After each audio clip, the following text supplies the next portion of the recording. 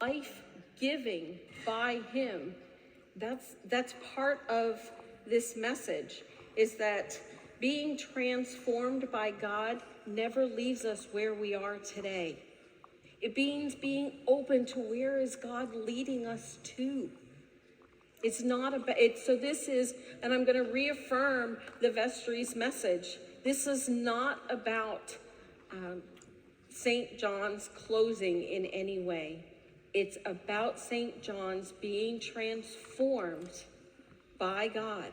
And so we need to be open and stay together, to continue in prayer, to get out of any thought of we can just keep things doing what we've been doing. That apathy we talked about, that's the part we got to get rid of. We all have to just kick in. So wherever you can kick in to be a part of the process, it's even showing up and continuing to be in the community, to be active and engaged. All of that is about being disciples, about living it out. Here goes another sermon. You already sat for 10 to 12. But that's what this message is really about. It's about the vestry actually having the courage to say, God, where are you? How are you transforming us to be all that we can be, without the hindrances or the distractions that take us from doing his ministry? And sometimes, especially in a building that got too big for us, that got very expensive, how can we do that? And we don't know, so we're going to find out. We're looking at all the options. So I ask you to continue in your prayer. If you're not engaged in some way, or something that you can do to contribute to the process and to the community, I just implore you to consider that and prayerfully work that this week. That sums up Eric's.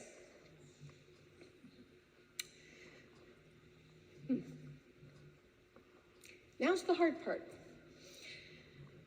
Being open to God is not always easy. Being open to God sometimes takes you places that you cannot even begin to imagine the blessings. I had never heard of Ogdensburg, New York. I am from Long Island. I know everything from Long Island to Lake Placid to Buffalo, and I know nothing of the North Country 5 years ago. And being open to God, he said, go check out Ogdensburg.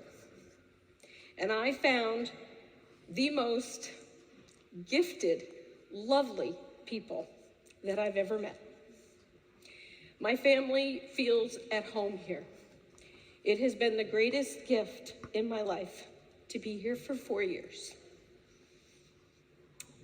But I am announcing that I am resigning, and I am moving back to live near my family as of November 9th. My family is growing. They are all moving into the Dallas area and returning. And as most of you know, I live here by myself, except for when my husband comes to visit 180 days a year. And it is time for me to be open as well and to return back to family.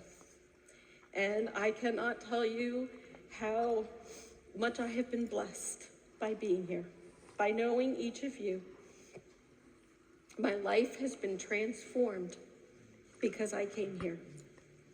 And I will cherish my time here, but it is time for me to go home to family. And I hope you will all understand that as I tearfully say goodbye next month, and wish you all of the best going forward.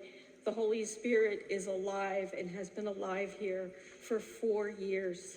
If you look at what we've achieved in 4 years during COVID, in a time when so many places never recovered, and our church is not only, everyone is here, but we are thriving, we are growing. And that to me says the Holy Spirit is alive. And so I just pray that you continue that. Lean into God strengthening and continuing to grow you and this community. And know that you will be in my heart and my family's heart forever.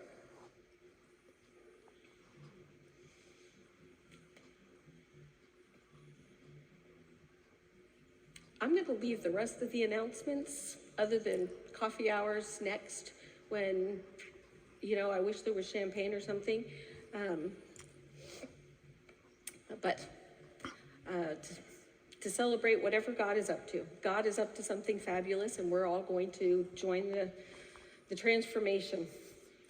And so let us stand and sing with praise and prayer God's presence with us.